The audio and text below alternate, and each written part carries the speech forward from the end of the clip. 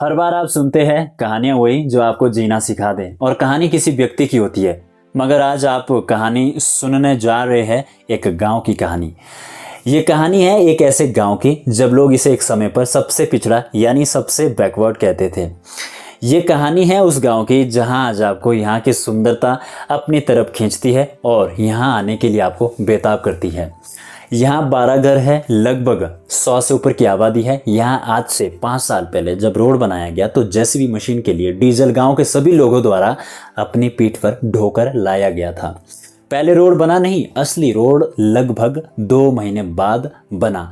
पहले single machine को आगे से आगे 6 किलोमीटर तक निकालते गए, क्योंकि बीच बीच में ऐसे लोग मिलते थे जिसकी भी जमीन आती थी वो पल भर में रोड बनवाना रुकवा देता था, क्योंकि ये हर जगह होना आम बात है। फिर लोगों को बार बार मनाना पड़ता था, इसलिए स्मार्ट वर्क किया गया। मशीन को सीधा 6 किलोमीटर तक हल्का हल्का मिट्टी को खोदा गया। रोड बनाने के लिए एक दिशा दी गई और मशीन के लिए डीजल गांव के सभी लोगों द्वारा रोज पीठ पर उठाकर लाया जाता था। 6 महीने बाद जब रोड बनकर तैयार हो जाता है तो गांव में खुशी का ठिकाना नहीं था। रोड बनाना उतना ही कठिन था जितना कठिन माउंट एवरेस्ट को फतेह करना। और शायद ही किसी को मालूम था होगा कि आने वाले 5 साल बाद यह रोड भाग्य की रेखा बन जाएगा। जब आदमी मंजिल तक पहुंच जाता है तब लोगों को लगता है आसान ही तो था होगा, मगर पर्दे के पीछे की कहानी सुनते ही लोगों को मेहनत जरूर नजर आ जाती है और उस मेहनत के पीछे के किस्से सुनने में बड़ा मजा आता है। यहाँ रोजगार पैदा हो जाएंगे, टूरिस्ट बढ़ेगा या होम स्टे बन सकते हैं, होटल बन सकते हैं, ये सवाल किसी के मन में नहीं था होगा, मगर अब ऐसा होना संभव हो गया है। ऐसा रोड जो कई लोगों की भाग्य की रेखा ही बदल दे, शायद कभी किसी ने सोचा तक नहीं होगा। मगर हमने 15 साल पहले सोच लिया था अगर यहाँ रोड पहुंच जाती है तो यहाँ का भविष्य कुछ और होने वाला है। जब 12 घर ने मिलकर इस रोड के लिए प्रयास किया तो कुछ लोगों ने हंसकर मजाक उड़ाया कि 12 घर के लिए रोड ले जा रहे हो, कोई 2 किलोमीटर रोड नहीं बन रहा, 6 किलोमीटर तक जमीन किसी और की जाएगी और रोड 12 घर के लिए जाएगा।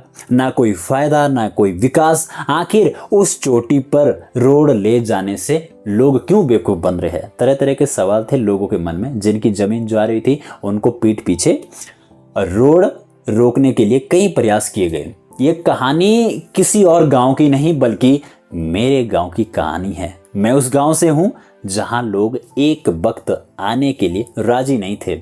मैं उस गांव से हूं जहां एक वक्त लोग इसे सबसे पिछड़ा एरिया और सबसे पिछड़ा गांव कहते थे। मैं उस गांव से हूं जहां आपको नेटवर्क ढूंढ कर मिलेगा, मगर जो शांति से रहने के लिए आएगा उसके लिए यह गांव आनंद जरूर देगा। मगर आज के दौर में नेटवर्क सुविधा का होना भी बहुत जरूरी है और जल्दी ही इस क्षेत्र को नेटवर्क की सुविधा से जोड़ा जाना चाहिए। हम लगातार प्रयास कर रहे हैं सरकार तथा प्राइवेट कंपनियों से कि हम जल्दी नेटवर्क की सुविधा को बेहतर बनाने के लिए टावर लगा सके। जैसा प्रयास पहले रोड के लिए किया गया था वैसा ही प्रयास अब टावर के लिए किया जा रहा है। मैं उस गांव से हूं जहां एक वक्त महीनों बिजली नहीं होती थी। मैं उस गांव से हूं जहां पिछले 15 सालों से रोड ले जाने के लिए हम प्रयास कर रहे थे और हमने 15 साल पहले सोच लिया था रोड आएगा तो चांदपुर धार तक जाने के लिए जाना और आसान हो जाएगा, अपने लिए कुछ रोजगार पैदा हो जाएगा। मैं उस गांव से हूं जहां की सुंदरता लोगों को लुभाती तो थी, मगर सुविधाओं का ना होना, यहाँ की सुंदरता बिजली, रोड और पानी ना होने के कारण गायब हो जाती थी। कहते हैं बिजली, रोड और पानी किसी गांव के लिए जो है भाग्य की रेखा कहलाती है। और अब एक और चीज, दूर संचार से जुड़ना भी अब गांव के भाग्य की रेखा बन गई है। मैं उस गांव से हूं जहां 8 से 10 किलोमीटर तक गांव के लिए सारा राशन पीठ पर लाया जाता था और खेतों से उगाई गई सब्जियां बाजार तक पीठ पर उठाकर पहुंचाई जाती थी। ये कहानी पिछले 4-5 साल से पहले की है, मगर अब यहाँ की कहानी बदल सी गई है। अब रोड आ गया है, घंटों पैदल चलकर सब्जियां बाजार नहीं पहुंचानी होती है, ना ही अपने लिए राशन अब पीठ पर लाद कर चढ़ाई चढ़नी होती है। अब ये बैकवर्ड नहीं है, अब मेरा गांव सबसे फ्रंट पर आ गया है, क्योंकि बिजली अब 24 घंटे मिलती है। पानी भी गांव की मेहनत से 12 महीने रहता है। लिफ्ट के द्वारा पानी आना बाकी है, शायद बहुत जल्दी। जो एक समय इस गांव को बैकवर्ड कहते थे और आने के लिए राजी नहीं थे, अब वही लोग कहते हैं कुछ बिगा ही नहीं तो कुछ बिश्वा जमीन दे दो भाई साहब। अब वो भी यहाँ आने के लिए तरसने लगे हैं जो पहले कहते थे 12 घर के लिए रोड क्यों, क्या फायदा, अब वो भी जमीन के लिए तरसने लगे हैं। अब यहाँ आने के लिए लोग कैंपिंग करने लगे हैं। चार दीवारी ना ही सही, तंबू में रहकर 2 दिन गुजारे जाए, अब वह भी उनके लिए स्वर्ग लगता है। यहाँ से 40 मिनट की दूरी पर चांदपुर धार ने तो मानो सबको अपनी तरफ ऐसे खींचा है कि मानो अब यहाँ बार बार आया जाए या यहीं का होया जाए।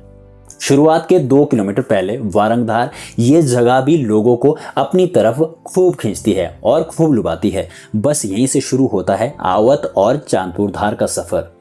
यह कहानी मेरे गांव आवत की है। मेरा गांव वारंगधार यानी जहां से खूबसूरती का सफर शुरू होता है, यहां से 2 किलोमीटर की दूरी पर है। गांव तक रोड सुविधा है जो NH 707 टिम्बी से लगभग 13 किलोमीटर धार कोटी उतरू और वारंगधार से होता हुआ रोड का सफर तय करने के बाद सफर खत्म होता है मेरे गाँव आवत में। पहले रोड बना था मिल्ला से मांगनल होते हुए गांव पाप से। पाप के लोगों और चनकोली के लोगों का इस रोड देने में सबसे बड़ा समर्थन रहा है, क्योंकि उनकी जमीन जाने के कारण आज रोड पहुंचा है। मगर उसके बाद कोटी उतरू से रोड को वारंगधार के लिए कनेक्ट किया गया, जिसके कारण NH 707 से आवत के लिए 6 से 7 किलोमीटर की दूरी कम हो गई।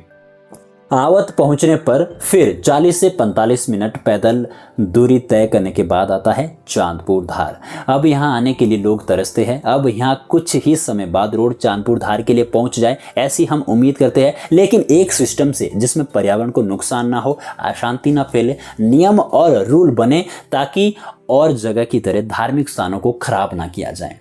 यहाँ का शांत वातावरण और दूर दूर तक दिखते पहाड़ और पहाड़ों के नज़ारे, ऊपर दिखता आसमान, मानो आप स्वर्ग पहुंच गए हैं। यह कहानी है मेरे गांव आवत की। छोटा सा सुंदर सा लोगों को लुभाता हुआ गांव आवत।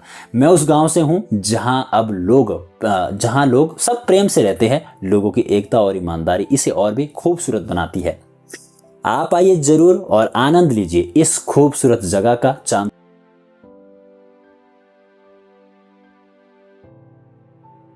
कमेंट करके हमें बताना जरूर। मेरा गांव चांदपुर धार के रास्ते में आता है। जितने भी लोग इस रास्ते से गुजरे हैं, यहाँ को एक्सप्लोर किए हैं, वह ज़रूर बताएं कि आपको यह एरिया, यह इलाका कितना सुंदर लगा। किस किस का मन है कि मैं यहाँ का ही हो जाऊँ। आप ऐसे ही हंसते रहो, मुस्कुराते रहो, मस्त रहो, बिंदास रहो, यहाँ रहो चाहे इलाहाबाद रहो। सुनते रहिए कहानियाँ वही जो आपको जीना सिखा दें। जल्दी मुलाकात करेंगे एक और नई कहानी के साथ। तब तक के लिए नमस्कार।